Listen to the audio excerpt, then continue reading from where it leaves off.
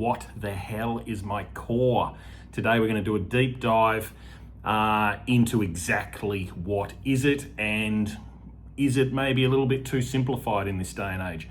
I think it actually is. I think if you asked 100 people out there in civilian life what the core was, you'd probably find the greater majority of them would just say your abdominal muscles or your abs. And I think that's too simplified. However, if we're talking the reason why people think it's the abdominals, it's because we think those muscles are really important. And why are they really important? Because they do lots of holding us together. There are a lot more muscles at play than just that. If your joint stabilizers have become dysfunctional, then there was an old kind of saying that was taught to me at numerous courses I did over the years: you can't shoot a cannon from a canoe. So the point is that if the base is not stable, then you're not going to be able to do big bang things on top of it.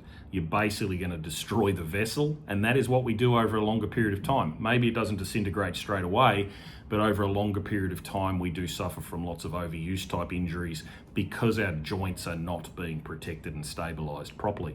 So once you've got a nice solid core, the canoe has a nice solid base to it, it is nice and structurally sound, then you have basically a weapon of somewhat mass destruction that you can actually go forth with and do all your fancy moving and shaking to the best of your ability with much lower injury risk, much more greater performance capacity, and you won't be wearing out your joints as rapidly over your lifetime, because we have to keep working out, we have to keep moving.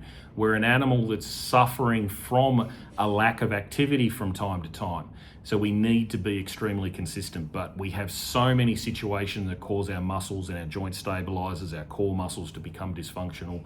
We need to pay attention to that and get that rectified. So recap: transverse abdominis, crazy important, brace your core. Pelvic floor diaphragm, they go hand in hand with the transverse abdominis. You've got your internal, external oblique, you've got your rectus abdominis on top of that, you've got your gluteus maximus as king of the jungle, you've got your thoracic and lumbar erectors working up to your scapular retractors and then into your rotator cuff. It's all a massive core package. It's not as simple as just your abdominal muscles.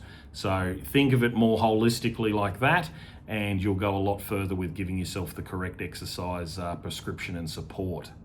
Thank you for joining in. Talk soon.